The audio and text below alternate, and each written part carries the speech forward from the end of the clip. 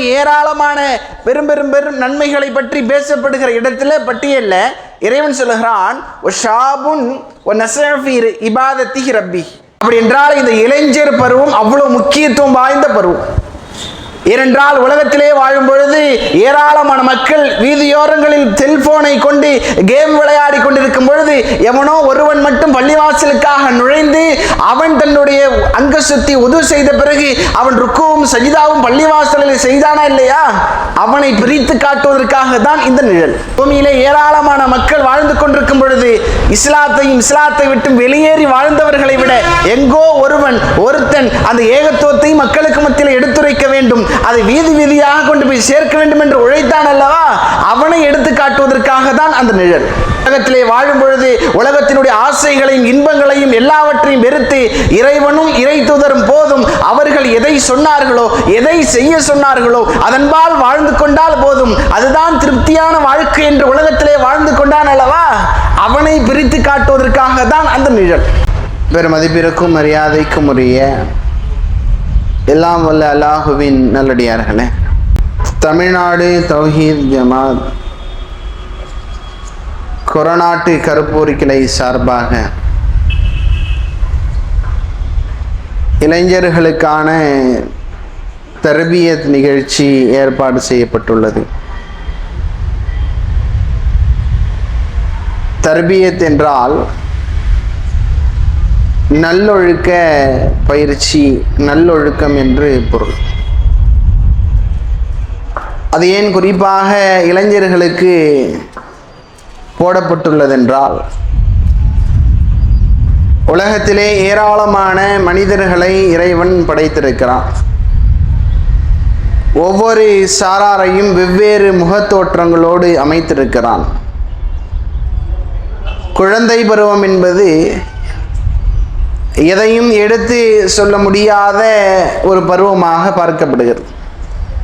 தான் நேசிக்கிற ஒன்றை, தனக்கு வேண்டிய பொருளை அழுகையின் மூலமாக மட்டுமே வாங்கி பெறக்கூடிய ஒரு பருவமாக அமைந்திருக்கிறது. முதுமை பருவம் என்பது தான் எதை செய்ய வேண்டும் என்று நினைக்கிறார்களோ அதை இலகுவாக செய்ய முடியாத ஒரு பருவமாக இருக்கிறது. ஒரு இடத்திலிருந்து மற்றொரு இடத்திற்கு வேகமாக எழுந்து செல்ல முடியாத பருவம், தான் நினைப்பதை சரியாக எடுத்து மற்றவர்களுக்கு பேச முடியாத ஒரு பருவம், தான் ஒரு இடத்திலிருந்து இன்னொரு இடம் செல்ல வேண்டும் என்றால் அந்த இடத்திற்கும் தான் நினைப்பது போன்றெல்லாம் செல்ல முடியாத ஒரு பருவம். ஆனால் இளைஞர் பருவத்தை பொறுத்த வரைக்கும் ஒரு 16 வயதிலிருந்து 36 வயது வரைக்கும் இந்த பருவம் என்பது எதையும் எப்படி வேண்டுமென்றாலும் செய்து கொள்ளலாம் என்பதற்கான பருவம். ஒரு கூர்மையான கத்தியை போல நேரானவற்றுக்கும் பயன்படுத்தலாம், தீமையான காரியங்களுக்கும் பயன்படுத்தலாம். உடல் ஆரோக்கியமும் இருக்கும், உடலிலே இரத்தமும் இருக்கும், உடலிலே ஏராளமான வலுவையும் சுமந்திருக்கிற பருவம் தான் இந்த இளைஞர் பருவம். குழந்தை பருவத்தை போல முதுமை பருவத்தை போல இந்த பருவம் இரண்டிற்கும் வித்தியாசமான மாறுபட்ட பருவம். அதனால்தான் திருக்குரானிலே பல இடங்களில் பேசப்படுகிற பொழுது இளைஞர் பருவத்தை என்று திருக்குரான் ஏராளமான இடங்களில் பட்டியலிட்டாலும் அதற்கான சிறப்பையும் பல இடங்களிலே எடுத்து காட்டுகிறார்.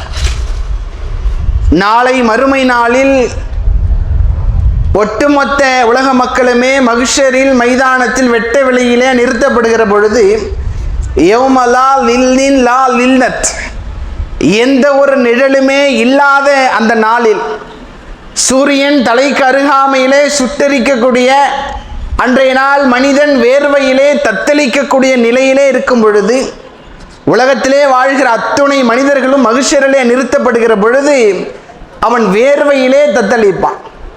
சூரியன் தலைக்கு அருகாமையிலே கொண்டு வந்து நிறுத்தப்படும். எங்கோ இருக்கிற தொலைதூரத்தில் இருக்கிற சூரியத்தினுடைய வெப்பம் தாங்க முடியாமல் வெளியே வருவதற்கு அஞ்சி வீட்டுக்குள்ளே இருக்கக்கூடிய நபர்களை பார்க்கிறோம். தொலைதூரத்தில் பல மைல்களை கடந்திருக்கக்கூடிய அந்த நேரத்தை கூட அந்த வெப்பத்தை தாங்க முடியவில்லை. ஆனால் சூரியன் தலைக்கு அருகாமையில் கொண்டு வந்து நிறுத்தப்படுகிற பொழுது அன்றைய நாளில் மனிதன் வேர்வையில் தத்தளிப்பான். அப்படிப்பட்ட சாரார்களுக்கு தான் இறைவன் அரிசியினுடைய தன்னுடைய சிம்மாசனத்தினுடைய நிழலை சில சாராருக்கு தருவதாக சொல்லுகிறான். அப்படிப்பட்ட சில சாரார்கள், ஏராளமான சாரார்கள் இருந்தாலும் குறிப்பாக பிரத்யோகமாக சிலரை பற்றி இறைவன் சொல்லுகிறான், ஒஷாபு நஷாஃப் இபாதத் ரப்பிஹி, இறைவனோடு இறைவணக்கங்களோடு தொடர்பு வைத்திருந்த இளைஞர்களுக்கு நாளை மறுமை நாளிலே அந்த நிழலை தருவோம். மற்ற மற்ற காரியங்களுக்கெல்லாம் நீதிமிக்க அரசருக்கு அந்த நிழல் கிடைக்கும். எவர் ஒருவர் தம்முடைய வழக்கரம் செய்கிற தர்மம் இடக்கரம் தெரியாத அளவிற்கு இருக்கிறதோ, ரொம்ப இறையச்சத்தோடு செய்கிற தர்மம் அது என்பது அவருக்கும் கிடைக்கும். இப்படி ஏராளமான பெரும் பெரும் பெரும் நன்மைகளை பற்றி பேசப்படுகிற இடத்துல பட்டியல்ல இறைவன் சொல்லுகிறான், ரப்பி. அப்படி என்றால் இந்த இளைஞர் பருவம் அவ்வளவு முக்கியத்துவம் வாய்ந்த பருவம். ஏனென்றால் உலகத்திலே வாழும் பொழுது ஏராளமான மக்கள் வீதியோரங்களில் செல்போனை கொண்டு கேம் விளையாடி கொண்டிருக்கும் பொழுது எவனோ ஒருவன் மட்டும் பள்ளிவாசலுக்காக நுழைந்து அவன் தன்னுடைய அங்க சுத்தி உது செய்த பிறகு அவன் ருக்குவும் சஜிதாவும் பள்ளிவாசலில் செய்தானா இல்லையா, அவனை பிரித்து காட்டுவதற்காக தான் இந்த நிழல். பூமியிலே ஏராளமான மக்கள் வாழ்ந்து கொண்டிருக்கும் பொழுது இஸ்லாத்தை விட்டு வெளியேறி வாழ்ந்தவர்களை விட எங்கோ ஒருத்தன் அந்த ஏகத்துவத்தை மக்களுக்கு மத்தியில் எடுத்துரைக்க வேண்டும், அதை வீதி வீதியாக கொண்டு போய் சேர்க்க வேண்டும் என்று உழைத்தான் அல்லவா, அவனை எடுத்து காட்டுவதற்காக தான் அந்த நிழல். உலகத்திலே வாழும் பொழுது உலகத்தினுடைய ஆசைகளையும் இன்பங்களையும் எல்லாவற்றையும் வெறுத்து இறைவனும் இறை தூதரும் போதும், அவர்கள் எதை சொன்னார்களோ எதை செய்ய சொன்னார்களோ அதன்பால் வாழ்ந்து கொண்டால் போதும், அதுதான் திருப்தியான வாழ்க்கை என்று உலகத்திலே வாழ்ந்து கொண்டான் அல்லவா, அவனை பிரித்து காட்டுவதற்காக தான் அந்த நிழல். இந்த இளைஞர் சமுதாயம் என்பது ஆரம்ப காலத்தில் இதனால் வரைக்கும் ஒரு 40 வயது 60 வயது அடைந்தவர்களை எடுத்து பாருங்கள். நாம் இளைஞர் பருவத்தை எடுத்து பார்க்கும் பொழுது அவர்கள் சொல்லுகிற பதில் என்னவாக இருக்கும்? நான் 25 to 40 வயசு வரைக்கும் எனக்கு இஸ்லாம்னா என்னன்னே தெரியாது, நான் பெயரளவில் இஸ்லாத்தின்படி வாழ்ந்தேன், எனக்கு திருக்குரானை படிக்க தெரியாது, திருக்குரானை பரட்ட தெரியாது. இப்ப அல்லாஹ்வுடைய கிருபையினால் நான் இப்பொழுது நான் சரியாக கொள்கையிலே வாழ்கிறேன் என்று சொல்லுகிறவருடைய வயதை பாருங்கள். 60 இருக்கும் 70 இருக்கும் 65 70 80 இதை கடந்தவர்களாக இருக்கும். இன்னும் சில சாரார்கள், நான் இளமை பருவத்தில் இருக்கும் பொழுது இஸ்லாத்திற்கும் எனக்கும் எந்த அளவும் சம்பந்தம் கிடையாது, இஸ்லாத்தினுடைய போதனைகள் எல்லாம் என்னுடைய காதுகள் கேட்காது, உள்ளங்கள் அதற்காக மடங்காது, உள்ளங்கள் அதை ஏற்றுக்கொள் எந்தவற்றையும் சிந்திக்காது, நான் எதையெல்லாம் செய்ய வேண்டும் என்று நினைக்கிறோனோ அதையெல்லாம் செய்வேன், அப்படியாக வாழ்ந்தவர்கள். இளைஞர் பருவத்தை 99% சரியாக பயன்படுத்தியவர்களும் இருக்கிறார்கள், சரியாக பயன்படுத்தாதவர்களும் இருக்கிறார்கள். நீதிமிக்க அரசர் அவருடைய ஆட்சி காலத்திலே அவர் மக்களுக்கு மத்தியிலே வழங்கிய தீர்ப்போடு சர்வ சாதாரணமாக இறைவன் சொல்கிறான், இளைஞர் பருவத்திலே தன்னுடைய உள்ளத்தை இறைவனை நினைக்க வேண்டும் என்று அந்த நேரத்தில் வளர்ந்தார் அல்லவா. இளைஞர் பருவத்தில் ஒரு 16 வயசு 17 வயசுல இருக்கிறாரு, அவர் 45 வயசு வரைக்கும் அல்லது 38 வயசு வரைக்கும் இறைவனுடைய கடமைகளை எந்த ஒன்றையும் மறந்துவிடக் கூடாது, இறை தூதர் எதையெல்லாம் சொன்னார்களோ அதையெல்லாம் செய்ய வேண்டும் என்று அவன் செய்வதற்கு தனியாக பிரிந்து சென்றான் அல்லவா, அவனை பிரித்து காட்டுவதற்காக தான் இந்த நிழல். நாம் என்ன செய்வோம்? 10 பேர் ஒரு கேங்ல இருக்கான், அவனுடைய உலகத்தினுடைய ஆசைகளையும் இன்பங்களையும் சுமந்தவனாக இருக்கான். 11வது ஒருத்தன் தனியா இருப்பான், பாங்கு சொன்னதும் அவன் பாட்டுக்கு நேரா பள்ளிக்கு போயிடுவான், ஆனா அந்த கேங்ல இருப்பான். எல்லா இடத்திலும் எல்லா சூழலிலும் இது போன்ற நண்பர்களுடைய வட்டாரத்தில் 10 கோணலா இருக்கும், 1 நேரா இருக்கும். அந்த நேரா இருப்பதை பார்த்து 10 என்ன செய்யும்? கேலி செய்யும். நீ ஒருத்தன் தான் சரியா இருக்கிறியா, உனக்கு மட்டும்தான் இந்த கொள்கை போதிக்கிறதா, இப்படி இருந்ததுனால என்ன பலன், இப்படி எல்லாம் பேசக்கூடிய மக்களும் இருக்கத்தான் செய்கிறார். 2050 அல்லது 2026 நாம் எதை நினைக்கிறோமோ அதை வாங்கிவிட வேண்டும் என்ற எண்ணம் உள்ளத்திலே ஓடிக்கொண்டிருக்கிறது. இளைஞர்களை பொறுத்த வரைக்கும் அவர்களுக்கு அத்தியாவசியமாக தேவைப்படுகிறது 2 தான், ஒன்னு போனு, இன்னொன்னு பைக். 2025 எப்படியாவது R15 V3 வாங்கிடணும் அப்படின்னு உள்ள கனவுல இங்க மக்கள் இருக்கத்தான் செய்யறாங்க. அல்லது 15 சீரிஸ் இப்ப ரேட்டு குறைஞ்சிரும், 16 வந்துருச்சு, எப்படியாவது 15 வாங்கிடணும் அப்படின்னு மக்கள் இருக்கத்தான் செய்யறாங்க. ஏனென்றால் இந்த ஒரே ஒரு பருவம் தான் அதிகமான ஆசைகளை கொண்ட பருவமாக இருக்கிறது. எவ்வளவு நேரங்களை வீணடிக்கிறோம். 24 மணி நேரத்தில் என்னுடைய பெயர் Abu Bakr, Umar, Usman, Abu Qatada, Abu Talha ஏதோ ஒரு பெயரை வைத்திருக்கிறேன். அந்த பெயருக்கு தகுந்தார் போலதான் எனது வாழ்க்கை இருக்கிறதா? சற்று சிந்தித்து பாருங்கள். நான் என் பெயர் அபூபக்கர், அப்துல் ரஹ்மான் அல்லது அப்துல்லா ஏதோ ஒரு பெயரை வைத்திருக்கிறேன். உண்மையாகவே அந்த பெயருக்கு பொறுத்தது போன்றுதான் எனது வாழ்க்கை அமைந்திருக்கிறதா என்பதை சற்று சிந்தித்து பாருங்கள். பூமியிலே தொழுகைக்காக பள்ளிவாசலிலே பாங்கு சொல்லப்படுகிறது, அல்லாஹ் அக்பர் என்று சொல்லப்படுகிறது. அந்த அல்லாஹ் அக்பருக்கு என்ற அந்த வாசகத்துக்கு என்ன பொருள்? யாசிர், என்ன பொருள்? அல்லாஹ் மிகப்பெரியவன் என்றால் பூமியிலே வாழ்கிற என்னை விட, எனது குடும்பத்தை விட, நான் வைத்திருக்கிற போனை விட, பைக்கை விட, நான் செலவு செய்கிற நேரத்தை விட அந்த வாசகம் பெரியது, அந்த வாசகத்திற்குரியவன் பெரியவன். ஏதோ 10ஓட 11 வெறும் அல்லாஹ் அக்பர் இந்த இறைவன் பெரியவன் என்பது கிடையாது. சமாவாத்தி ஃபில்லர், வானத்தை விட, பூமியை விட, வானத்தில் படைக்கப்பட்டவை விட, பூமியிலே படைக்கப்பட்டவை விட, பூமிக்கு கீழாக மேலாக பூமியிலே படைக்கப்பட்ட அத்துணை படைப்பினங்களை விட அந்த வாசகம் பெரியது. நான் இந்த உலக வாழ்க்கையிலே நேரத்தை செலவிடுகிற பொழுது நான் போனிற்கும் மற்ற காரியங்களுக்கும், இஸ்லாம் தடை செய்த காரியங்களுக்கெல்லாம் நான் முக்கியத்துவம் கொடுக்கிறேன். பெரிய வித்தியாசம் இல்லை, இருக்கட்டும். எல்லாவற்றையும் செஞ்சிட்டோம். நாளை மறுமை நாளுக்கு முன்னதாக மரணம்னு ஒன்று இருக்குல்ல, மறுமை நாளுக்கு முன்னதாக மரணத்தை சந்திக்கணும்ல.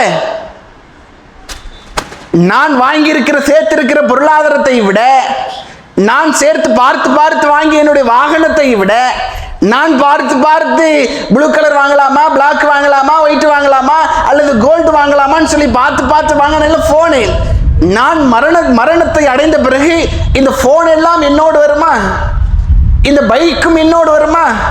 என் பையன் ரொம்ப பார்த்து வாங்கினா, கிட்டத்தட்ட 4 வருஷம் போராடி வாங்கினா, அதுக்காக எவ்வளவு நாள் சாப்பிடாம இருந்தான். அந்த பைக்கையும் அவனோடு சேர்த்து குழியிலே போட்டு புதைச்சிருங்க சொல்லுவாங்களா? 2020 இருந்து போன் வாங்கணும் ஆசைப்பட்டு அடம்பிடிச்சான், இப்பதான் 2025 வாங்கி இருக்கிறான். இந்த போனையும் அவனோட போட்டுருங்கன்னு சொல்லப்படுமா? அப்படி என்றால் நான் என்ன நினைத்துக் கொண்டு வாழுகிறேன்? எனக்கான வெற்றி எது? எனக்கான வாழ்க்கை எது? நான் எவ்வளவு அதிகாரத்தில், பொருளாதாரத்தில், என் வாப்பா எவ்வளவு பொருளாதாரத்தை சேர்த்து வச்சிருக்கிறாரு, அவர் நல்ல அந்தஸ்துல இருக்கிறாரு, அந்த அந்தஸ்தை வச்சு நான் சந்திக்கிற மரணத்தையாவது தடுக்க முடியுமா? மரணத்திற்கு தெரியுமா நான் இளமையா இருக்கிறேன், முதுமையா இருக்கிறேன், நல்ல ஆரோக்கியமா இருக்கிறேன், எனக்கு வயசு 25, 22, 16, 17, 18 இப்படி அதுக்கு தெரியுமா? நமக்கான நேரம் முடியும் என்றால் நாம் எங்கிருந்தாலும் அந்த மரணத்தை சந்திப்போம். அது யாராக இருந்தாலும், எவனாக இருந்தாலும், எவளாக இருந்தாலும். இப்ப நடந்து போயிட்டு இருக்கோம். எனது வாழ்க்கை நாளை முடியுமா என்பதும் தெரியாது. அப்படியே நீங்கள் சொல்லுங்கள், இன்னல்லாஹ் யன்துரு இலா சுவரிக்கும், நிச்சயமாக உங்களுடைய இறைவன் உங்களுடைய தோற்றங்களையோ பொருளாதாரத்தை எல்லாம் பார்ப்பது கிடையாது. நீ கருப்பா, சிகப்பா, நட்டையா, குட்டையா, கூரை வீட்டில் வாழ்ந்தவனா, மாடி வீட்டில் வாழ்ந்தவனா, கோடீஸ்வரனா, லட்சாதிபதியா, இதையெல்லாம் இறைவன் பார்ப்பது கிடையாது. வலாக்கின் யன்துரு என்றாலும் பார்க்கிறோம், இலா குலூபிக்கும் அஅமாலிக்கும், உங்களுடைய செயல்பாடுகளின் உள்ளங்களை மட்டும்தான் பார்க்கிறோம்.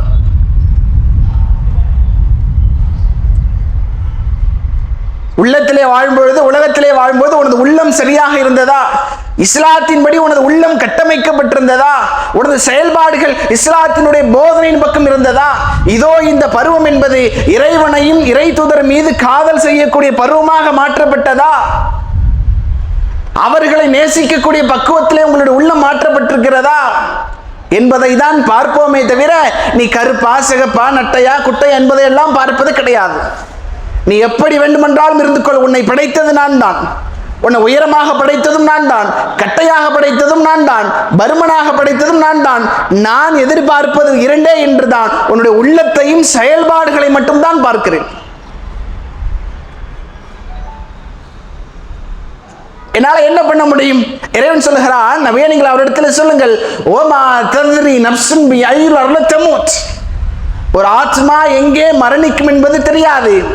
மீண்டும் சொல்லுங்கள், அவனுக்கான மரணத்திற்கான இடத்திற்கு நாமே அவனை வெளிக்கொண்டு வருவோம். நான் இங்க தான் பிறந்தேன், இங்க தான் வளர்ந்தேன், இங்க தான் ஸ்கூலு, இங்க தான் காலேஜ், இங்க தான் திருமணம், இங்க தான் எனது வாழ்க்கை அஸ்திவாரமாக இருக்கிறது, நான் இங்க தான் மரணிப்பேன்னு சொல்ல முடியாது. எனக்கான மரணம் எங்கோ வெளி ஊராக அல்லது வெளி மாவட்டமாக, வெளி மாநிலமாக, வெளி நாடாக இருந்தாலும் நான் அந்த இடத்திற்கு கொண்டு போய் சேர்ப்பேன். இறைவன் அதைத்தான் சொல்கிறான், உங்களுக்கான மரணிக்கும் இடத்திற்கு நாம் உங்களை வெளியேற்றுவோம்.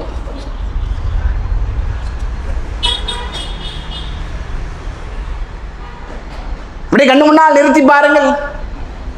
2025க்கு 26 வரைக்கும் எதையாவது வாங்கிட்டு பிளான் உள்ளுக்குள்ள ஓடுது. எதையாவது வாங்கிடணும், எதையாவது ஒன்று பைக்கையாவது வாங்கிடணும் அல்லது போனை வாங்கிடணும், எப்படியாவது இது இரண்டும் தான் இலக்கு நினைக்கிறோம். நபிகளார் சொன்னார்கள், உண்மையான வெற்றியை சொன்னார்கள். உண்மையான வெற்றி என்பது நரகம் செல்லாமல் எவர் ஒருவர் உதுகுலுல் ஜன்னா, சொர்க்கம் நேரடியாக செல்கிறாரோ ஃபகத் ஃபாஸ ஃபௌஸ அதீம், அதுதான் உண்மையான வெற்றி என்று சொன்னார்கள். ஃபஉலாயிக ஹுமுல் முஃப்லிஹூன், அதுதான் ஆக சிறந்த வெற்றியும் என்று சொன்னார்கள்.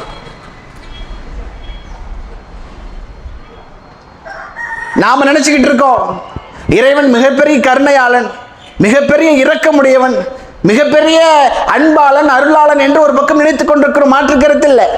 இறைவனுடைய மறுபக்கத்தை திருக்குர்ஆன் சொல்கிறது, நபியே நீங்கள் சொல்லுங்கள், பூமியிலே வாழ்கிற ஒட்டுமொத்த மனிதர்களை விட உமது இறைவன் கடுமையான கோபக்காரன், அதையும் சொல்லுங்க. பூமியிலே வாழ்கிற ஒட்டுமொத்த மக்களை விட உமது இறைவன் கடுமையான ரோஷக்காரன், அதையும் சொல்லுங்க. நாளை மறுமை நாளிலே உங்களை விரைந்து விசாரிப்பதிலே கடுமை காட்டக்கூடியவன், அதையும் சொல்லுங்க. நாளை மறுமை நாளிலே உங்களை விரைந்து விசாரித்து வேதனையின் பக்கம் செல்லக்கூடியவன், செய்யக்கூடியவன், அதையும் சொல்லுங்க. ரெண்டுமே இருக்குல்ல. இறைவன் எப்படி அன்பாளனோ அருளாளனோ அதே போன்று அவன் கோபக்காரன், ரோஷக்காரன், கடுமை காட்டக்கூடியவன், விரைந்து விசாரிக்கக்கூடியவன், அதுவும் இருக்கு.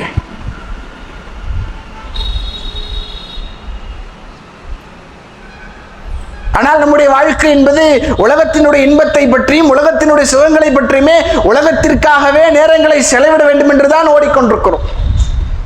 உண்மையாகவே இறைவன் என்னை படைத்திருக்கிறான், நல்ல முறையில் பார்க்க வைத்திருக்கிறான், பேச வைத்திருக்கிறான், கை கால்கள் எல்லாம் சரியாக கொடுத்திருக்கிறான். நான் வாங்கிய ஒன்றுக்கு நான் என்ன செய்து கொண்டிருக்கிறேன்?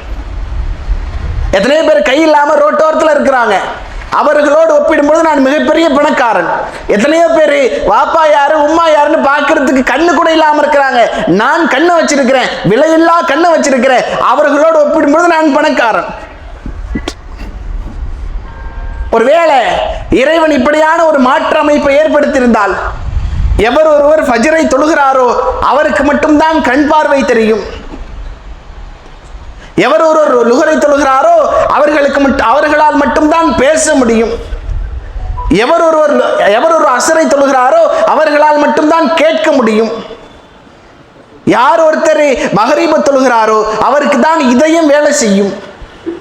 எவர் ஒருவர் இஷாவை தொழுகிறாரோ அவருக்கு தான் நுரையீரல் என்பது வேலை செய்யும். இப்படியான ஒரு அமைப்பை ஏற்படுத்தியிருந்தால் நாம் என்ன செய்வோம்?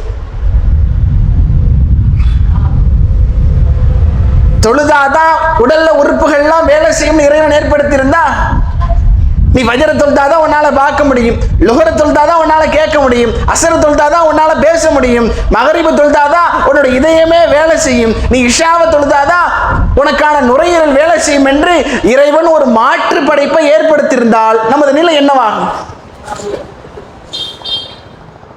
இன்றைக்கு பாதி மக்கள் கண் தெரியாத குருடர்களாக அலைய வேண்டும். ஒரு நாள்லயே வாழ்க்கை முடிந்துருமே. ஒரே ஒரு நாள்ல ஃபஜ்ரை விட்டா கண்ணு தெரியாது, லுஹரை விட்டா பேச முடியாது, அஸ்ரை விட்டா காது கேட்காது, மகரிபை விட்டா இதயமே வேலை செய்யாதுன்னா மகரிபோடு வாழ்க்கை முடிந்து விடுமே. இப்படியான ஒரு தோற்றத்தை இறைவன் ஏற்படுத்தியிருந்தால் கற்பனை செய்து பாருங்கள். ஆனாலும் இறைவன் சொல்கிறான், கொல் யா இபாதி அஸ்ரஃப், வரம்பு மீறிய எனது அடியாரே, சொல்லுகிற வார்த்தை அதுதான். தப்பு செஞ்சவனே, வரம்பு மீறியவனே, உலகத்திலே வாழும் பொழுது என்னுடைய போதனைகளையும் என் தூதர்களுடைய போதனைகளையும் செவிமடுத்து கேட்காதவனே, இறைவனுடைய அன்பிலும் இறைவனுடைய ரஹமத்திலும் நீங்கள் என்ன செய்து விடாதீர்கள், நம்பிக்கை இழந்து விடாதீர்கள். ஒரு காலம் இருக்கிறது, இது நாள் வரைக்கும் உமக்கு வாய்ப்பை தந்திருக்கிறான், இன்னும் எதிர்காலம் எவ்வளவு என்று எவராலும் சொல்ல முடியாது. அந்த காலத்தை நீங்கள் சரியாக பயன்படுத்திக் கொள்ளுங்கள். அதற்கான ஒரு வாய்ப்பு, அவ்வளவுதான். 25 வயசுல இருக்கேன், 26, 27, 28 இருக்கிறேன். என்னால் மரணத்தை சந்திக்க முடியாத, என்னால் மரணத்தை நெருங்க முடியாத ஒரு வாழ்க்கையாக என்னால் வாழ முடியுமா?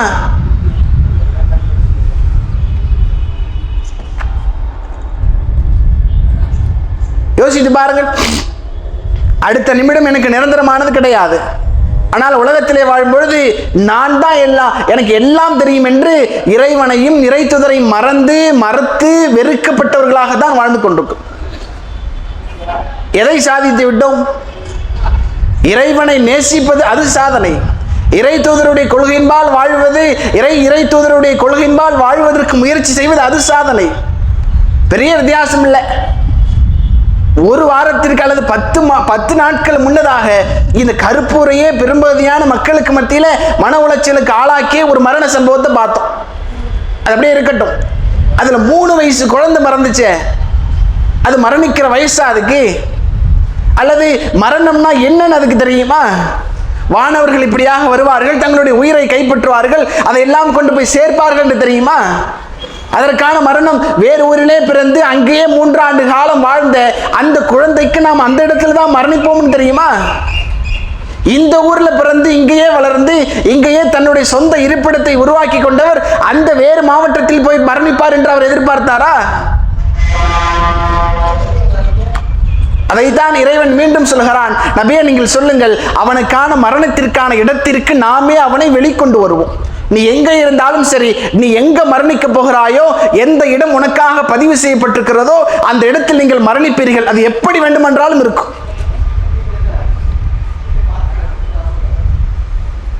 நாம் நினைக்கிறோம் நேரா கார் போச்சு, லாரியிலேயோ பஸ்ஸிலோ கரெக்டா போய் வேகமா மோதிச்சு, இருக்கிற எல்லாருமே மௌத்தா போயிட்டாங்க. அதற்குள்ளாக ஏராளமான சம்பவங்கள் இருக்கிறது.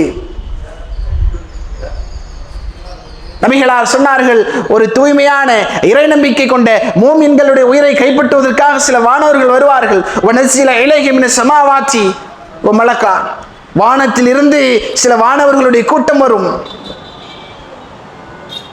அவர்கள் எப்படியாக வருவார்கள் என்றால், அவர்கள் சொர்க்கத்திலிருந்து கஃபனாடை கையில் எடுத்து வருவார்கள். அந்த வரக்கூடியவர்கள் எப்படி இருப்பார்கள் என்றால், வெண்மையான தோற்றத்தில் சூரியனை விட பிரகாசமாக இருப்பார்கள். நாம நம் உலகத்திலே வாழும் பொழுது வானவர்களுடைய கூட்டத்தை பார்த்து விட்டால் நாம் முடிவு செய்து கொள்ளலாம், ஃபகத் அஃப்லஹ, நமக்கு வெற்றி தான் என்று. அதோடு மட்டுமில்லாமல் சொர்க்கத்திலிருந்து கஃபனாடையோடு வருவார்கள்.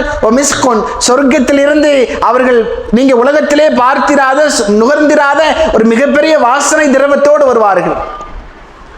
இதையெல்லாம் கொண்டு வந்துட்டாங்கன்னா நம்முடைய பார்வைக்கு தெரியும் என்றால் நாம் நினைத்துக் கொள்ளலாம் நமக்கு வெற்றி தான் என்று. வந்து நமக்கு முன்னதாக அமர்வார்கள். அமர்ந்து, தூய்மை மிக்க அடியாரே, இறை நம்பிக்கை கொண்ட அடியாரே, உமது உயிரை நீ வெளியேற்றும். உயிரை எடுத்து அவங்க கொண்டு வந்து கஃபன்ல வச்சு நேரா என்ன செஞ்சிருவாங்க, கஃபனிட்டு முதல் வானத்துக்கு செல்லுமாம். அந்த உயிர் என்பது அவ்வளவு வாசனை கமலத்தோடு செல்லுமாம். முதல் வானத்தினுடைய தலைவர் கேட்பாராம், மன் ஹாத ரஜுல், இந்த மனிதர் யாருப்பா? அப்ப வானவர் சொல்வாராம், ஓ ஃபுலான், ஓ ஃபுலான், இன்னாருடைய மகன் இன்னார். அப்துர்மானுடைய மகன் அப்துல்லா, அவருடைய உயிரை கொண்டுட்டு வரோம். அப்ப முதல் வானம் என்ன செய்யுமா? முதல் வானம் திறக்குமா. இரண்டாவது வானம் என்ன செய்யும்? இரண்டாவது வானத்திற்கு செல்வார்களாம். அந்த ஜனாசா என்பது, அந்த உயிர் என்பது நறுமணம் பூசியதோடு இரண்டாவது வானத்திற்கு செல்லுமாம். இரண்டாவது வானத்தினுடைய தலைவர் கேட்பாராம், இந்த ஜனாசா என்பது யாருடையது? அப்ப வானூர் செல்வார்களாம், அப்துர்மானுடைய மகன் அப்துல்லாவுடையது. இப்படியே 7 வானத்தை கடந்து சொர்க்கத்திலே அவர்களுடைய ஏட்டிற்கான அந்த ஏட்டிலே பதிவு செய்து பின்னதாக கொண்டு வந்து கபரிலே வைக்கப்படும். கபரில் வைக்கப்பட்டு அவர்கள் புது மாப்பிள்ளையை போன்று தூங்கக்கூடிய ஒரு தூக்கத்தை ஏற்படுத்திக் கொள்வார்கள். இது ஒரு சாராருக்கு. அதே போன்று இன்னொரு சாராருக்கு வருகிறது, கருப்பு நிறத்தில் இருக்கக்கூடிய வானவர்களுடைய கூட்டம். அவர்கள் வந்தாலே துர்நாற்றம் வீசக்கூடிய ஒரு கூட்டம்.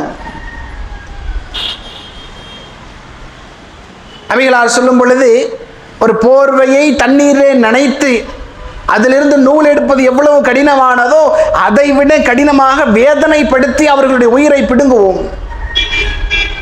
முதல் வானத்திற்கு செல்லும் பொழுது துர்நாற்றத்தோடு வானத்தை செல்லும் பொழுது, யாருப்பா இந்த மைத் இவ்வளவு துர்நாற்றம் அடிக்கிறது, இவ்வளவு துர்வாடை அடிக்கிறது, இவன் யாருன்னு கேட்குமா? இன்னாருடைய மகன் இன்னார், அப்துல்லாவுடைய மகன் இவர், சுலைமானுடைய மகன் தாவூது, இப்படியாக சொல்லும் பொழுது வானத்திற்கு அனுமதி கிடையாது, பூமிக்கே கொண்டு செல்லுங்கள், கொண்டு போய் பூமிக்கு அடியிலே இருக்கக்கூடிய ஏட்டிலே பதிவு செய்து கொள்ளுங்கள், அவனை கொண்டு போய் கபரிலே வைத்துக் கொள்ளுங்கள் அப்படின்னு சொல்லப்படுமா? என்னால் என்ன பண்ண முடியும்? உலகம்தான், உலகத்தினுடைய இன்பம் தான் எனது வாழ்க்கை என்றால், நான் சந்திக்கிற நோயையாவது என்னால் தடுத்து நிறுத்த முடியுமா? அல்லது நான் சந்திக்கிற மரணத்தையாவது தடுத்து நிறுத்த முடியுமா? எந்த ஒன்றையுமே பண்ண முடியாத நான் ஏன் இப்படியாக வாழ்ந்து கொண்டிருக்கிறேன்? இறைவன் பார்க்க வைத்திருக்கிறான், பேச வைத்திருக்கிறான், கேட்க வைத்திருக்கிறான், எல்லா திறனையும் சரியாக கொடுத்திருக்கிறான். ஆனால் எனது வாழ்க்கை எப்படியாக நகர்ந்து கொண்டிருக்கிறது? நாளை மறுமை நாளிலே இறைவனுக்கு முன்னால் நிறுத்தப்படும் பொழுது நான் உண்மையாகவே இறைவனுக்கு முன்னால் கேள்வி கேட்டால் நான் என்ன கேள்வி சொல்ல போறேன்? ஏன்பா தொழுதியான்னு கேட்டான், என்ன சொல்லுவேன்? நான் இல்லை தொழுவலாம் இல்லை, மகரிப் நேரத்தில் உட்காந்து கேம் விளையாடுறேன்னு சொல்ல முடியுமா? அல்லது மக்கள் எல்லாம் தொழுதுகிட்டு இருந்தாங்க, நான் பைக்கில் வேகமாக தெருவில் அங்கிட்டும் இங்கிட்டும் கிராஸ் ஆகிக்கிட்டு இருந்தேன் சொல்லுவேனா? காரணம் சொல்ல முடியுமா? எது எனக்கான பாதையினே தெரியாம வாழ்றோமே. இறைவன் அதைத்தான் கேட்கிறான். 2025 26 வரைக்கும் பிளான் மண்டைக்குள்ள ஓடுதே, எப்படியாவது அதை வாங்கிவிட வேண்டும் என்று ஆசைப்படுகிறாயே. யாயுள்ளதி நாமனோ, நம்பிக்கை கொண்டவர்களை இத்தக்குள்ளா, நீங்கள் இறைவனை அஞ்சிக் கொள்ளுங்கள். வல் தந்துரு நப்சுமாக தமச்சிலிகத். மனிதன் சொர்க்கம் சொர்க்கம் சொர்க்கம் என்று துடிக்கிறானே, அந்த சொர்க்கத்திற்காக எந்த ஒன்றை சேகரித்து வைத்திருக்கிறாய்? நீ எண்ணிப்பார். நாளை எதனும் மரணித்தால் உனது வாழ்க்கை என்னவாகும்? நீ உண்மையாகவே சொர்க்கம் தான் செல்வாயா? நீ வச்சிருக்கிற அந்த முடியினுடைய தோரணைக்கும், நீ வெட்டிருக்கிற முடியினுடைய அந்த இஸ்லாத்திற்கு மாற்றமாக வெட்டிருக்கிற உனது முடிக்கும், அல்லது நீ பூமியில் இருக்கும் பொழுது மொபைல் தான் தன்னுடைய நேரம் என்று செலவு செய்தாயே, அந்த நேரத்திற்கும் நீ என்ன ஒன்று சேர்த்து வச்சிருக்க? எதை நாளை மறுமை நாளை இறைவனிடத்திலே கொண்டு போய் கொடுக்க போகிறாய்? தொழுகையா, நோன்பா, ஹஜ்ஜா, ஜக்காத்தா, தர்மமா, அல்லது திருக்குரானை ஓதுறதா, அல்லது பள்ளிவாசலோடு தொடர்பு வைத்திருக்கிறதா? என்னால் எந்த ஒன்றும் செய்ய முடியாது. இறைவனுடைய அந்த இடம் என்பது இறைவன் மட்டும்தான் பேச முடியும். நான் இறைவனிடத்திலே பேச வேண்டும் என்றால், ஒன்று நான் தொழுதிருக்க வேண்டும், அல்லது நான் இந்த இஸ்லாத்தின்படி வாழ்ந்திருக்க வேண்டும், அல்லது இஸ்லாத்தின் சொன்ன சட்டத்திட்டங்களை பின்பற்றிருக்க வேண்டும், அல்லது இஸ்லாத்தின் சொன்னபடி நான் அமல் செய்திருக்க வேண்டும். ஏதேனும் ஒன்று எனது அருகாமையில் இருந்தால்தான் நான் இறைவனுக்கு முன்னதாகவே பேசவே முடியும். எதுவுமே இல்லை. இங்க மாதிரி நான் இங்கிட்டும் அங்கிட்டும் அலையிறது போல, போனை தடவி தடவி நோன்றது போல, இருக்கக்கூடிய மூலையில் உட்காந்துக்கிட்டு போன்ல கேம் அப்படி இப்படின்னு இருக்கிறது போல அங்க போய் சொல்ல முடியுமா?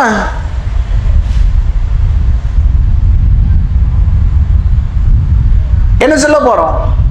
என்ன சேர்த்து வச்சிருக்கிறோம்?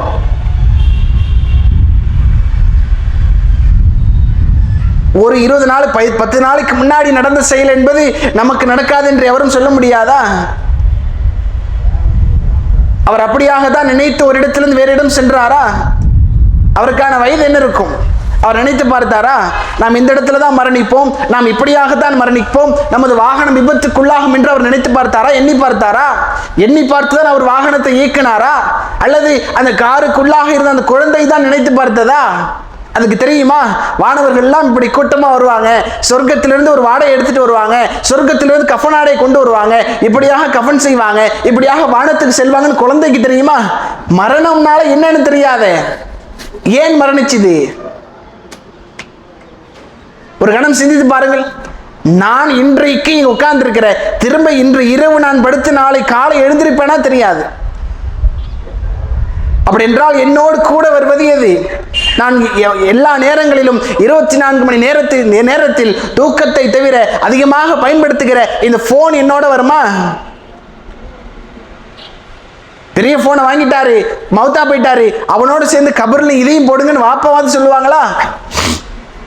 பெரிய வித்தியாசம் இல்லை. வாப்பா பார்த்து பார்த்து பேர் வச்சிருப்பாரு, சுலைமானு, தாவூது, அப்துல்லா, இப்படி ஏதாவது ஒரு பேர் வச்சிருப்பாரு. 5:30 மணிக்கு நம்மளை கொண்டு போய் ஹாஸ்பிட்டல்ல சேர்க்கிறாங்க, அல்லது 5 மணிக்கு சேர்க்கிறாங்க. ஏதோ ஒரு உடல் ரீதியாக பாதிக்கப்பட்ட நோய்க்காக போறோம், 5 மணிக்கு போறோம். அது நாள் வரைக்கும் போன் அடிச்சு அப்துல்லா எப்படி இருக்கான், அப்துல்லா எப்படி இருக்கான்னு தானே கேட்டாங்க. 5:10 மௌத்தா போயிடுறாரு. அதுக்கப்புறம் எப்படி கேட்பாங்க, அப்துல்லா எப்படி இருக்கானா கேட்பாங்க. ஜனாசாவை எப்ப வீட்டுக்கு கொண்டுட்டு வரீங்க, எப்ப நாம எடுக்கலாம், வரும் பொழுது நாங்கள் தண்ணீர் எல்லாம் போட்டு வைக்கணுமா, அல்லது நாங்க அதற்கான ஏற்பாடுகளை செய்யணுமா? எப்படி 10 நிமிஷத்துல எப்படி பேர் மாறுச்சு? 5 மணிக்கு கொண்டு போய் சேர்த்திருக்கிறோம், 5:10 மௌத்தா போயிடுறோம். 5 மணி வரைக்கும் பேர் அப்துல் அப்துல்லா, அபுதஹதா, உமர், அபுபக்கர், உஸ்மான், ஏதோ ஒரு பெயரா இருக்கு. 5:10 எப்படி ஜனாசான்னு பேர் மாறுச்சு? யோசிச்சு பாருங்க. 5 மணிக்கு நான் நோயோடு மருத்துவமனைக்கு சென்ற நான் 5:10 அந்த நோயிலே நான் மரணத்தை சந்திக்கிற பொழுது 5:10 எனது பெயர் எப்படி ஜனாசாவாக எப்படி மாறியது?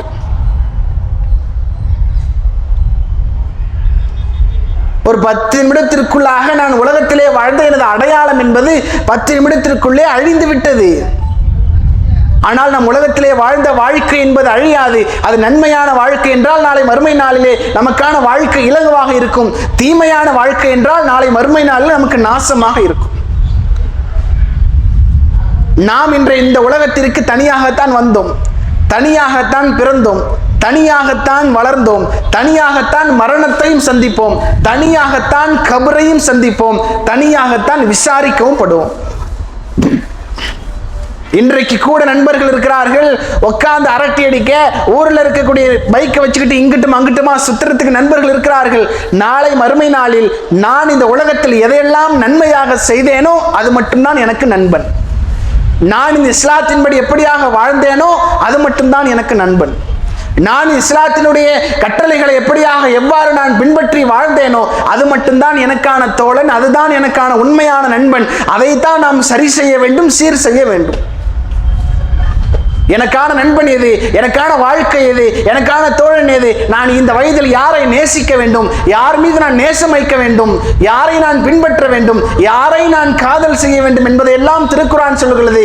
இந்த வயது நாம் செய்ய வேண்டியது ஒன்றே ஒன்று தான், இறைவனை முழுமையாக வணங்க வேண்டும். அவர்களுக்கு தான் நாளை மறுமை நாளிலே யௌமல்லா லில்லத், எந்த ஒரு நிழலும் இல்லாத அந்த நாளிலே ஷாபுன் நஷார் இபாதத்தி ரப்பி.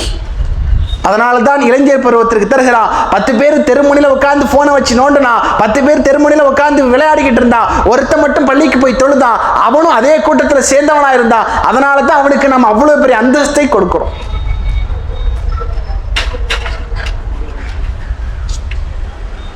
இன்றைக்கு நாம் எதை செய்கிறோம் என்பதை நாம் தான் சீர் செய்து கொள்ள வேண்டும். அடுத்த ஒரு நிமிடம் நாம் மரணித்தால் நமது வாழ்க்கை என்னவாகும்? நான் என்ன சேர்த்து வச்சிருக்கேன், இத்தனை வருஷம் வாழ்ந்துட்டேன், இத்தனை வருஷம் நான் வாழ்ந்துகிட்டு இருக்கேன், நான் அல்லது சமுதாயத்திற்கு மத்தியில நல்ல பேரையாவது நான் சம்பாதித்து வச்சிருக்கிறேனா? அப்படி என்றால் எனக்கான வாழ்க்கையினுடைய பாதையை நான் தான் எதை நோக்கி நகர வேண்டும் என்பதை நான் தான் தேர்வு செய்து கொள்ள வேண்டும். ஏனென்றால் எனக்கு இறைவன் பூமியிலே படைக்கப்பட்ட ஏராளமான உயிரினங்கள் படைக்கப்பட்டிருந்தாலும் ஆக சிறந்த படைப்பாக மனிதனை தான் படைத்திருக்கிறான். அதற்குரிய காரணத்தையும் இறைவன் தெளிவுபடுத்தியிருக்கிறான். நமக்கு 6வதாக பகுத்தறிவை தந்திருக்கிறான். அந்த பகுத்தறிவை கொண்டு நான் தான் சிந்திக்க வேண்டும். இன்றைய நாள் வாழ்ந்து கொண்டிருக்கிற நான் எனக்கு எது தேவையோ அதை வாங்கிக் கொள்வது தவறல்ல. எது தேவையில்லையோ, எது அனாவசியமாக இருக்கிறதோ அதை நாம் வாங்குவது தேவையில்லாத ஒன்றாக இருக்கிறது. இன்றைக்கு பார்க்கிறோம் 99% விபத்துகளினுடைய மரணம் என்பது இளைஞர்கள் செய்யக்கூடிய விபத்தாகத்தான் இருக்கிறது. நாம தான் நினைக்கிறோம் யாருமே நம்மளை பார்க்கல, யாருமே நம்ம சொல்றதை கேட்கல நினைச்சுக்கிட்டு இருக்கோம். ஆனா இறைவன் சொல்லுகிறான், மாஃபி சுதூரிக்கும், நபியே நீங்கள் சொல்லுங்கள், அவனுடைய உள்ளம் எதை நினைக்கிறதோ அதை நாம் அறிவோம். அவன் நினைப்பதை வெளிப்படுத்தினாலும் சரி அல்லது வெளிப்படுத்தாமல் இருந்தாலும் சரி அதை நாம் கண்காணித்துக் கொண்டிருக்கிறோம். குல் யதவஃபாக்கும் மலக்குல் மௌத் அல்லதி உக்கில பிக்கும், அவர்களுக்கென்று அவர்களோடு பயணிக்கிற, அவர்களுக்கென்று படைக்கப்பட்டிருக்கிற ஒரு வானவரை நியமனம் செய்திருக்கிறோம். சும்ம இலா ரப்பிக்கும் துர்ஜஊன். அந்த வானவர் அவரை கைப்பற்றுவார். நமக்கென்று நன்மையை பதிவு செய்வதற்கு நம்மோடு பயணித்துக் கொண்டிருக்கிறார். நன்மையை பதிவு செய்வதற்காக ஒரு வானவரை இறைவன் வலது பக்கத்திலே வைத்திருக்கிறான். தீமையான காரியத்தை பதிவு செய்வதற்காக இடதுபுறத்திலே ஒரு வானவரை வைத்திருக்கிறான். நாம் இங்கு எதை மறைத்து செய்தாலும் இந்த இருவரும் கொண்டு வந்து வெளிப்படுத்துவார். இறைவன் பார்க்கல, அல்லது மற்ற மனிதர்கள் பார்க்கல, சகோதரர்கள் பார்க்கல, யாருமே பார்க்கல, இங்கேயே நம்ம இருந்துடலாம், இதுதான் நமது வாழ்க்கை என்று எதையும் சொல்ல முடியாது. நாளை மறுமை நாளில் நாம் விசாரணை என்ற களத்தில் நிறுத்தப்படுகிற பொழுது நம்முடைய வாயை தவிர அனைத்து உறுப்புகளும் பேசும் என்று இறைவன் சொல்கிறான். அபுசாரகும், நம்முடைய தோல், உடலிலே போர்த்தி இருக்கிற தோல் முதல் கூட நாளை மறுமை நாளில் நமக்கு எதிராக சாட்சி சொல்லுமா. அபுசாரகும், கண்களால் இவன் இதை பார்த்தான் இறைவா, இவன் போனை வச்சு எல்லாத்தையும் பார்த்துக்கிட்டே இருந்தான், உன்னுடைய பள்ளியிலே பாங்கு சொல்லப்பட்டது, அதன் பக்கம் இவன் செல்லல, எல்லாவற்றையும் பார்த்தான் என்று கண் சொல்லுமா.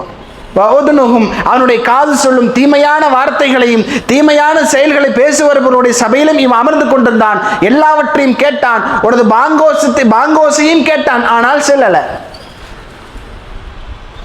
அவனுடைய கை செல்லும், இதையெல்லாம் இவன் செய்தான், இவையெல்லாம் செய்வதற்கு இவன் காரணமாக இருந்தான், கை சொல்லும். இவனுடைய அருஜிலுகும், அவனுடைய கால் சொல்லுமான், இவன் தீமையான காரியங்கள் எல்லாவற்றுக்கும் இவன் காலை நுழைத்தான், எல்லாவற்றுக்கும் இவன் கடந்து சென்றான், ஆனால் உனது பள்ளிவாசலின் பக்கம் ஒரு பக்கமும் வரல என்று சொல்லும். அது பாரகும், உடலிலே போர்த்திருக்கிற தோல் முதல் கூட அவன் எதையெல்லாம் செய்தான் அத்தனையும் இறைவனிடத்திலே ஒப்படைக்குமா. மனிதன் சொல்வானாம், எக்கூலு யாழை தனி, எனக்கு ஏற்பட்ட கை சேதமே இந்த உறுப்புகளுக்கெல்லாம் என்னவாகிவிட்டது, எதையுமே விட்டு வைக்கலையே, எல்லாவற்றையும் ஒப்படைத்து விட்டதே, என்னுடைய உறுப்பு என்று எப்படி நான் பத்திரமாக ஒரு சின்ன கீறல் படாம பார்த்திருந்தேன், ஒரு சின்ன கீறல் பட்டா கூட அதற்கென்று நான் மருத்துவம் செய்து அந்த கீறலை மறைப்பதற்காக நான் எவ்வளவு பாடுபட்டேன். நாம் செய்வதை சொல்வதற்கு எங்கோ இருந்த மனிதர்கள்லாம் வர வேண்டிய அவசியம் கிடையாது, யாரோ ஒரு சாட்சி சொல்ல வேண்டிய அவசியம் கிடையாது. நான் எதை பார்க்கிறேன், நான் எதை கொண்டு பார்க்கிறேன், அது எனக்கு சாட்சி சொல்லும். நான் எதை கேட்கிறேன், எதை கொண்டு கேட்கிறேன், அது எனக்கு சாட்சி சொல்லும். ஏனென்றால் இந்த வாழ்க்கை நெடுந்தூரமான வாழ்க்கை கிடையாது, நீண்ட காலத்தினுடைய வாழ்க்கை கிடையாது. எனக்கான வாழ்க்கை குறுகிய பாதையாக இருக்கிறது. அல்லது ஹலக்கல் மௌத் வல் ஹயாத், நபியே நீங்கள் சொல்லுங்கள், மரணத்தையும் வாழ்வையும் நாம் தான் படைத்தோம். லியப்லுவக்கும் ஐயுக்கும் அஹ்ஸனு அமலா, உங்களிலே என்னை வணங்கியவர் யார், வணங்காதவர் யார், திருக்குரானை படித்தவர் படிக்காதவர், தர்மம் செய்தவர் செய்யாதவர், பள்ளிவாசலோடு தொடர்பு வைத்தவர் வைக்காதவர், கராஅத்தல் கிதாப் வ இனிஸத்தஅத இலைஹி சபீலா, அல்லாஹுடைய பாதையிலே தர்மத்தை கொடுத்தவர் கொடுக்காதவர், எப்படி அத்துணை சாராரையும் அடையாளப்படுத்துவதற்காகத்தான் உலக வாழ்க்கை. நான் யார், நான் அப்துர்மானுடைய மகன் சுலைமான், அது என்னுடைய அடையாளம் இல்லை. அபூபக்கருடைய மகன் உமர், அது என்னுடைய அடையாளம் கிடையாது. அப்துல்லாவினுடைய மகன் அப்துல்லா, அது எனது அடையாளம் கிடையாது. உலகத்திலே வாழும்பொழுது நான் யார், பூமியிலே வாழும்பொழுது 24 மணி நேரத்தில் 18 மணி நேரம் என்பது நான் செல்போனை கொண்டே இருந்தவனா மறுமையிலே அடையாளப்படுத்தப்படும்.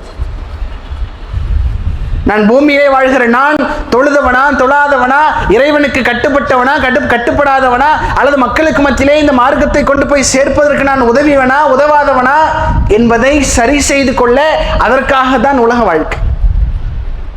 ஓ சம்மாக்குமல் முஸ்லிமின், நபியே நீங்கள் சொல்லுங்கள், உண்மையான முஸ்லிம்கள் என்பவர்கள் தங்களுடைய இறைவனுடைய அச்சத்தை உள்ளத்திலே ஆழ பதிய வைத்துக் கொள்வார்கள். எந்த இடத்திற்கு சென்றாலும், எவர் நம்மை பார்த்தாலும் பார்க்காவிட்டாலும், கவனித்தாலும் கவனிக்காமல் இருந்தாலும், இறைவன் என்னை பார்க்கிறான். அதனால தான் லுக்மான் தனது மகனுக்கு அறிவுரை சொல்லும் பொழுது ஃபர்ஸ்டா சொன்னாங்க, லா துஷ்ரிக் பில்லாஹ், நீங்கள் இறைவனுக்கு இணை கற்பித்து விடாதீர்கள், என்ன ஷிர்க ஸுல்மன் அதீம், அது மகத்தான அநியாயம்னு சொல்லிட்டு கடைசியா சொன்னாங்க, மகனே பூமியிலே உம்மை யாரும் கவனிக்கவில்லை என்று நீ என்ன செய்து விடாதீர், எண்ணி விடாதீர். பாறைக்கு அடியில், பாறைக்குள்ளாக கடுகை விட அல்லது கடுகை விட சிறியதோ மறைந்திருந்தாலும் நாளை மறுமை நாளில் அதையும் இறைவன் கொண்டு வருவான். நமக்கான வாழ்க்கை எப்பொழுது முடியும் என்று எவராலும் சொல்ல முடியாது. ஓமா தத்ரி நஃப்சுன் பி ஐயில் அர்லத்தமுத், நான் எப்பொழுது மரணிப்பேன் என்று ஒரு ஆத்மா எங்கே எப்பொழுது மரணிக்கும் என்று எவராலும் சொல்ல முடியாது. ஆனால் எனக்கான மரணம் என்பது உறுதி. நான் வாழ்ந்து கொண்டிருக்கிற வாழ்க்கையை மாற்ற வேண்டும். முதலாவதாக நான் மாற்ற வேண்டியது, நான் சமுதாயத்திலே என்னை பார்க்கிற பார்வை, அந்த பார்வைக்கு முதலாவதாக எனது காரணமாக இருப்பது இந்த தலைமுடி. நான் எதை மாற்ற வேண்டும், எதை மாற்றிக்கொள்ள வேண்டும்? நான் இறைவனுக்கு முன்னால் விசாரணை என்ற களத்திலே நிறுத்தப்படுகிற பொழுது எல்லாவற்றுக்கும் நான் கேள்விக்கு பதில் சொல்ல வேண்டும். அந்த கேள்விக்கு நான் என்ன பதில் சொல்ல போகிறேன்? ஏனென்றால் இந்த வயது என்பது இந்த நேரத்தில் எதையாவது செய்ய வேண்டும் என்று தன்னுடைய உள்ளம் அலைபாய்கிற அலைமோதுகிற ஒரு முக்கியமான பருவமாக இருக்கிறது. கூர்மையான கத்தியை போன்ற ஒரு பருவம் தான் இந்த இளைஞர் பருவம். இதை வைத்து இன்றைக்கு மத்தியில இறை வணக்கங்களுக்கும் பள்ளிவாசலோடு தொடர்புகளுக்கும் மத்தியில இளைஞர்களுக்கு அது சம்பந்தமே இல்லாதது போன்றுதான் வாழ்ந்து கொண்டிருக்கும். இறை வணக்கம் எல்லாம் நமக்கு தேவையில்லாத ஒன்று. தொழுகை எல்லாம் பிறகு பார்த்து கொள்ளலாம், அதையெல்லாம் வயதானவர்கள் செய்ய வேண்டிய காரணம், அப்படி என்ற ஒரு எண்ணமும் உள்ளத்திலே ஓடிக்கொண்டிருக்கிறது. மார்க்கம் தெள்ள தெளிவாக சொல்லியிருக்கிறது. இஸ்லாத்திலே சில தடை என்பதும் அடிப்படையாக ஒன்றாயிருக்கிறது. இந்த இஸ்லாம் சில தடை செய்கிற சட்டம் என்பது ஆதமை படைத்ததிலிருந்தே இருக்கிறது. ஆதம் நபி அவர்கள் படைத்து அவர்களுடைய மனைவியும் படைத்து ஒரு தோட்டத்திலே அல்லது சொர்க்கத்திலே அவர்கள் குடியமர்த்திய பிறகு 99% அந்த இரண்டு நபர்களுக்கும் ஹலாலாக்கி வைத்திருந்தான். ஒன்றைத்தான் ஹராமாக்கி வைத்திருந்தான். வலா தக்ரபு ஹாதிகி ஷஜரா, ஆதமே இந்த மரத்தை மட்டும் நெருங்காத. இஸ்லாத்திலே ஹலாலும் இருக்கிறது, ஹலாலும் இருக்கிறது. வல் ஹலாலு பையினுன், நபியே நீங்கள் சொல்லுங்கள், ஹலால் என்பது தெள்ள தெளிவா இருக்கு. நீ எதை செய்யணும், எதை செய்யக்கூடாது, எதை சாப்பிடணும், எதை சாப்பிடக்கூடாது, எதை உடுத்தணும், எதை உடுத்தக்கூடாது, எதை பேசணும், எதை பேசக்கூடாது, தெளிவா இருக்கு. வல் ஹராமு பையினுன், நீ இது எதையெல்லாம் செய்யக்கூடாது என்பதும் தெளிவா இருக்கு. உங்களுக்கு ஹராமும் தெளிவா இருக்கு. இன்றைய நேரம் என்பது, இன்றைய பருவம் என்பது உள்ளங்கள் எல்லாம் அலைமோதுகிற பருவம். இஸ்லாம் யாரை நேசிக்க வேண்டும் என்று சொல்லுகிறதோ அவர்களை நேசிப்பது அதுதான் உண்மையான நேசம். அது ஆணாக இருந்தாலும் சரி, பெண்ணாக இருந்தாலும் சரி, பெண்ணை எப்பொழுது நேசிக்க வேண்டும் என்று திருக்குர்ஆன் சொல்கிறது. திருமணத்திற்கு பிறகு நேசிங்கள், அது உங்களுக்கு ஹலால். திருமணத்திற்கு முன்னால் நேசிக்காதீர்கள், அது உங்களுக்கு ஹராம். ஏனென்றால் இந்த பருவம் அப்படிப்பட்ட பருவம். முதல்ல தேவைப்படுறது போனு, ரெண்டாவது பைக்கு, கடைசியா வருது பெண்ணினுடைய மோகம். இந்த 3 தான் இளைஞர் பருவத்திற்கு பேஸ். இதுதான். இது இல்லாம இந்த 3த்துல ஒன்னு இல்லாம கூட இளைஞர்களை இன்றைக்கு பார்க்க முடியாது. ஒன்னு போன் இருக்கணும், அல்லது பைக் இருக்கணும், அல்லது மூன்றாவதாக சொன்னது இருக்கணும். இது 3மே நம்முடைய உள்ளத்திலே ஓடிக்கொண்டிருக்கிறதா என்பதை நீங்கள் தான் சிந்தித்து பார்க்க வேண்டும். 99% இறைவன் ஹலாலாக்கி இருக்கிறான், ஒரே 1% ஹராமாக்கி இருக்கிறான். அதை நோக்கி தான் உலகத்திலே ஓடிக்கொண்டிருக்கும். என்னால் என்ன பண்ண முடியும்? உலகத்தில் இவ்வளோ திமுறோட ஆணவத்தோட இவ்வளோ மெத்தனமா வாழ்ந்துகிட்டு இருக்கேன். நேரத்தை எல்லாம் தனக்கு சாதகமா பயன்படுத்துறேன். பெற்றோர்களை மதிக்கிறதில்லை, பெற்றோர்களுக்கு செய்ய வேண்டிய கடமையை செய்யறதில்லை, அவர்களை நோவினப்படுத்துறேன். மொபைல் தான் உலகம்னு வாழ்ந்துகிட்டு இருக்கேன், பைக்கு தான் உலகம்னு வாழ்ந்துகிட்டு இருக்கேன், பெண் தான் உலகம் என்று வாழ்ந்துகிட்டு இருக்கேன். இப்படியே நான் மரணித்தால் இறைவனுக்கு முன்னால் நான் என்ன செய்ய முடியும்? எனக்கான அதிகாரம் என்ன இருக்கு? நான் இறைவனுக்கு முன்னால் போய் நிறுத்தப்படும் பொழுது நான் உண்மையாகவே பார்வையுடையவனாகத்தான் போவனா? சில மக்களை நாளை மறுமை நாளில் இறைவன் கபரிலிருந்து எழுப்பும் பொழுது அடிப்படையாகவே குருடனாக எழுப்பிட்டுவானோ. நம்ம மௌத்தா போய் கபரில் இருப்போம். கபரில் இருக்கும் பொழுது மறுமை நாளினுடைய துவக்கம் வரும் பொழுது நாம் நமக்கான எழுப்புதல் என்பது குருடனாக எழுப்போமா. அப்ப அவர் கேட்பாராம், வக்கது குந்து பசீரா கால ரப்பி லிம ஹர்ஷத்தனி அழுமா, இறைவா ஏன் என்ன குருடனா எழுப்புன? வக்கது குந்து பசீரா, உலகத்திலே வாழும் பொழுது நான் எல்லாவற்றையும் பார்த்தேன், இயற்கை செயற்கை கலர் எல்லாவற்றையும் பார்த்தேன், ஏன் என்ன குருடனா எழுப்புன? அப்ப இறைவன் சொல்வானா, கால அதுக்கு ஆயாச்சுனா ஃபனசீதக்கா ஃபகதாலிக்கல் யௌம துன்சா, ஏம்பா நீ பார்த்தது எப்படி உண்மையோ, நீ இயற்கையை செயற்கையை எல்லாவற்றையும் பார்த்த, உன்னை பெற்றெடுத்தவங்களை, உன் ஊர்ல உள்ள மக்களை, எல்லா செய்திகளையும் பார்த்த, அது எப்படி உண்மையோ அதே போன்று என்னுடைய வேதத்தினுடைய வாசகம் வார்த்தை உன்னிடத்திலே வந்தது உண்மை, என் தூதருடைய போதனை உன்னிடத்திலே வந்தது உண்மை. அதையெல்லாம் அன்றைய காலத்தில் நீ மறந்தாய். அதனால தான் இன்றைக்கு நாம் உம்மை குருடனாக எழுப்பியிருக்கிறோம். ஹத்தா லா தஹாபுல் ஜன்னா, உமக்கு சொர்க்கமும் கிடையாது, நீங்கள் நரகத்திலே நுழைந்து கொள்ளுங்கள். இது யாருக்கு? பூமியிலே வாழும் பொழுது தன்னுடைய கால் எதன் பக்கம் போக வேண்டும் என்று ஆசைப்பட்டதோ அவருக்கு, தன்னுடைய உள்ளம் எதையெல்லாம் செய்ய வேண்டும் என்று நினைத்ததோ அதற்கு, தன்னுடைய உள்ளம் தன்னை எப்படியாக அலங்கரித்துக் கொள்ள வேண்டும் என்று ஆசைப்பட்டதோ, தன்னுடைய தலையிலிருந்து கால் வரை எனக்கான முடி என்பது இப்படியாக தான் இருக்க வேண்டும், எனக்கான சிகை அலங்காரம் என்பது இப்படியாக தான் நகர வேண்டும் என்று நாம் எதையெல்லாம் இஸ்லாத்திற்கு அப்பாற்பட்டு செய்ய ஆசைப்பட்டோமோ அப்படிப்பட்ட சாராரை நாளைக்கு மறுமை நாளில் நாம் கேட்கக்கூடிய அளவிற்கு குருடனாக எழுப்பப்படுவோம். எழுப்பிட்டோம். இறைவன் அதே பதில சொல்லிட்டானே, நீ எப்படி உலகத்தில் எல்லாத்தையும் பார்த்த செஞ்ச கேட்ட எல்லாம் எப்படி உண்மையோ, என்னுடைய வாசகம் உன்னிடத்திலே வந்தது உண்மை, என் தூதருடைய வார்த்தை உன்னிடத்திலே வந்தது உண்மை. தெருவோரத்தில் ஏதோ ஒரு இடத்துல ஏதோ ஒரு பள்ளியில உனக்கான உபதேசத்தை சொல்லிக்கிட்டு இருந்தா நீ கேட்கல, அதையெல்லாம் மறந்துட்டு ஏதோ நீதான் உலகத்திலே ஏதோ பட்டாப்பட்டவன் போல ஆணவத்தோட திமிரோட கெத்தோட போயிட்டு இருந்த, அதனாலதான் இப்ப குருடனா எழுப்பிட்டேன். ஹத்தாலா தஹாபு ஜன்னா, உமக்கு சொர்க்கமும் கிடையாது, எதுகுலன்னார், நீங்கள் நரகத்தில் நுழைந்து கொள்ளுங்கள். என்னால என்ன பண்ண முடியும்? நான் வைத்திருந்த போனை கொடுத்து, இறைவா ஏதோ தெரியாம செஞ்சுட்டேன், இதை நீ லஞ்சமா வச்சுக்க, எனக்கு சொர்க்கத்தை கொடுன்னு கேட்க முடியுமா? அல்லது நான் வச்சிருக்கிற போனு, பைக்கு, இருக்கிற பொருளாதாரம் எல்லாவற்றையும் சேர்த்து கொடுத்து என்னை எப்படியாவது ஒரே ஒரு வாய்ப்பு கொடு, ஒரு தடவை மன்னிச்சிரு, ஒரே ஒரு வாய்ப்பு கொடுத்து என்னை பூமிக்கு மீண்டும் அனுப்பு, நான் கரெக்டா சரியா பர்ஃபெக்டா வாழ்றேன் சொல்ல முடியுமா? என்ன சொல்ல போறேன்? ஒரு வாய்ப்பை இறைவன் தந்திருக்கிறான். 60 ஆண்டு காலம் பத்தாதா நமக்கு? அதைத்தான் இறைவன் கேட்கிறான். ஏன்பா பூமியிலே வாழும் பொழுது 80 ஆண்டு காலத்தை உனக்கு கொடுத்தனே, நீ திருந்துவதற்கு 80 ஆண்டு காலம் உனக்கு பத்தாதா? 90 ஆண்டு காலத்தை உமக்கு வாழ்க்கையாக ஏற்படுத்தினோமே, அந்த 90 ஆண்டு காலம் உமக்கு பத்தாதா? 60 ஆண்டு காலம் உலகத்திலே வாழ்ந்திருக்கிறோம். 60 ஆண்டு காலம் பத்தாதான் நாம் மனம் மாறுவதற்கு, திருக்குரானை ஓதுவதற்கும், பள்ளிவாசலோடு தொடர்பு வைத்துக் கொள்வதற்கும் 60 ஆண்டு காலம் பத்தாதா? 60 வருடம் பத்தாமல், 70 வருடம் பத்தாமல், 90 வருடம் பத்தாமல், இப்ப குறைந்த காலத்திற்கு அவகாசம் கேட்கிறாயே ஹக்கா, நான் எப்படிப்பா உனக்கு தருவேன் கேட்கிறான். இன்னும் சில சாரார்கள் விசாரிக்கப்படுவார்கள். பூமியிலே எல்லாவற்றையும் தான் தோன்றித்தனமாக செய்தவர்கள்.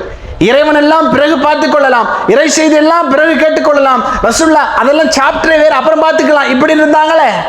உலகம்தான் தன்னுடைய வாழ்க்கை, உலகம்தான் தன்னுடைய மோகம், அதுதான் தன்னுடைய இலக்கு, அதிலே வெற்றி அடைந்தால் போதும் என்று வாழ்ந்தவர்களை இறைவன் நாளை மறுமையை விசாரிக்கும் பொழுது ஒரு புத்தகம் வாங்கியிருப்பானே, திருக்குரான் சொல்லுகிறது, எவர் ஒரு வலது கரத்திலே புத்தகம் வாங்கி விடுகிறாரோ ஃபக்கத் அஃப்லஹ, அவர் வெற்றி பெற்றார். ஒருவேளை இடது கரத்திலே புத்தகத்தை வாங்கியவர் வக்கத் ஹாப, அவர் தோல்வி அடைந்தார் என்று திருக்குரான் சொல்கிறது.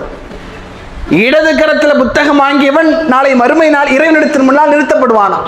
இடது கரத்தில் வாங்கினவன் அல்லாஹ் அந்த புத்தகத்தை வாங்கி திரும்ப அவன் கையிலே கொடுத்து, இக்கற கிதாபுக்க, இதோ உன்னுடைய புத்தகம், நீ படிச்சு பார், கஃபா நஃப்ஸிக, நான் என்ன சொல்ல வேண்டும் நீயே சொல்லு. ஓ முக்கில எதுவுமே இல்லை, தொழுகை இல்லை, நோன்பு இல்லை, பொருளாதாரம் இருந்து நீ ஹஜ்ஜி செய்யல, ஜக்காத் இல்லை, நன்மை இல்லை, நன்மை இல்லை, பெற்றோர்களுக்கு நீ உபகாரம் செய்யல, பெற்றோர்களுக்கு செய்ய வேண்டிய கடமையை செய்யல, இஸ்லாம் எதையெல்லாம் தடுத்தது எல்லாத்தையும் செஞ்சு வச்சிருக்க, எதுவுமே கிடையாது. கஃபா நஃப்ஸிக, உனக்கு நான் என்ன தீர்ப்பு சொல்லணும் நீயே சொல்லு. உலகத்தில் வாழும் பொழுது உன்னுடைய பாவ பட்டியல் அதிகமா இருக்கு, நன்மையினுடைய பட்டியல் எதுவுமே இல்லை. தொழுகைக்காக பாங்கு சொல்லப்பட்டது, அதெல்லாம் பிறகு பார்த்துக்கலாம்னு ஏதோ யூடியூப்ல வீடியோ பார்க்குற மாதிரி ஸ்கிப் பண்ற மாதிரி பண்ணி விட்ட, எதுவுமே இல்லை. வாரத்தில் ஒரு நாள் மட்டும் முஸ்லீமா இருக்கிற, ஜும்மாவுக்கு மட்டும் கிளம்பி போற, அதுவும் லேட்டா போற, எதுவுமே இல்லை. எந்த ஒரு நன்மையான காரியமும் உனக்கான புத்தகத்திலே பதிவு இல்லை, தீமையான காரியம் தான் அதிகமா இருக்கு. உனது புத்தகத்தை நீயே புரட்டி படிச்சு பாரு. கஃபா நஃப்ஸிக, நான் என்ன சொல்ல வேண்டும் என்பது நீயே சொல்லு. இது எவ்வளவு பெரிய கேவலம் தெரியுமா? தான் திருடன் என்று தெரிந்தும், தான் தவறானவன் என்று தெரிந்தும் தனக்கு நல்ல தீர்ப்பை தர வேண்டும் என்று ஆசைப்பட்டது போல. ஏதாவது செஞ்சிருக்கணும்ல, எதுவுமே இல்லை, கையில ஒண்ணுமே இல்லை. உதாரணத்திற்கு ஒரு பெரிய ஐபோன் ஷோரூமுக்கு போறோம், கையில ₹1 கூட இல்லை. போய் எனக்கு 16 Pro Max கொடுங்கன்னா என்ன சொல்லுவான்? கழுத்துக்கு சேர்த்து ஒன்று வைப்பான். எதையாவது கொடுக்கணுமே, கொடுத்தால்தான் நாம் நினைப்பதை நம்மால் வாங்க முடியும். அதே போன்றுதான் இறைவன் சொல்லுகிறான், ஏன்பா உலகத்திலே வாழ்கிறவனுக்கு வாய்ப்பை தந்திருக்கிறேன். நீ நாளை மறுமை நாளிலே சொர்க்கம் பெற வேண்டும் என்றால் நீ ஏதாவது பூமியிலே இருந்து கொண்டு வந்து சேர்க்க வேண்டும், ஏதேனும் ஒன்றை எனக்கு கொடுக்க வேண்டும், அது நன்மையான காரியமாக இருக்க வேண்டும். அதனால் நீ நன்மை செய்து கொள்.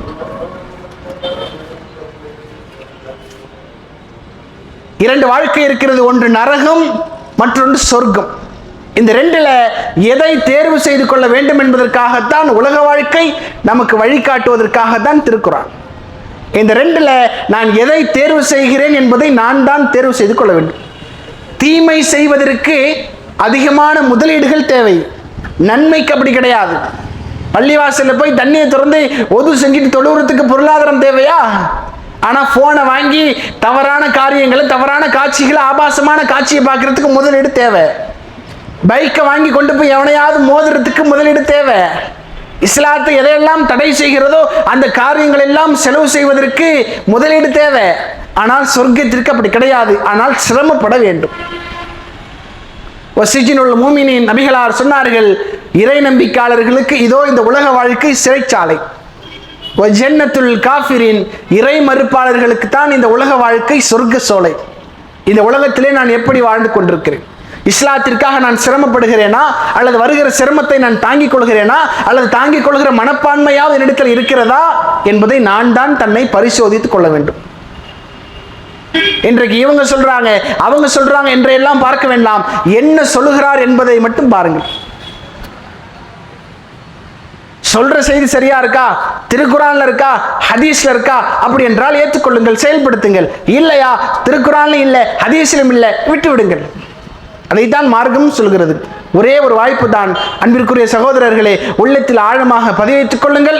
மரணம் என்பது நெடுதூரத்தில் கிடையாது, நெடுநாளிலோ வாரத்திலோ மாதத்திலோ வருடத்திலும் கிடையாது. அருகாமையில் நம்மோடு பயணித்துக் கொண்டிருக்கிறது. நமக்கென்று நியமிக்கப்பட்ட ஒரு வானவர் நம்மோடு நம்மை பார்த்து கொண்டிருக்கிறார். ஒரே ஒரு நேரத்திற்காக, ஒரே ஒரு நிமிடத்திற்காக இறைவனிடத்திலிருந்து கட்டளை வரும் என்றால் அது எந்த நேரமாக இருந்தால் நாம் பூமியை விட்டு பிரிந்து விடுவோம். பிரியும் பொழுது நாம் நன்மையான காரியங்களை சுமந்து செல்வோம். நாளை மறுமை நாளிலே சுமந்து சென்று இறைவன் எந்த இளமை பருவத்தை நமக்கு நாளை மறுமையிலே சொர்க்கத்தை தருவதாக சொன்னானோ, மகிஷருடைய மைதானத்தில் நிழலை தருவதாக சொன்னானோ, அந்த நிழலை பெறுவதற்கான பாக்கியத்தை ஏற்படுத்திக் கொள்வோம். இதனால் வரைக்கும் வாழ்ந்திருக்கிறோம், இனி வரக்கூடிய காலங்களை சரியாக பயன்படுத்திக் கொள்வோம். எதையெல்லாம் தீமை என்று இப்பொழுது நமக்கு தெரிய வந்ததோ அதை விட்டு விலகிக் கொள்ளக்கூடிய வாய்ப்பை இறைவன் தருவான் என்று கூறியவனாக நிறைவேற்றிக் கொள்கிறேன். அஸ்ஸலாமு அலைக்கும் வரஹ்மத்துல்லாஹி வபரகாத்துஹு.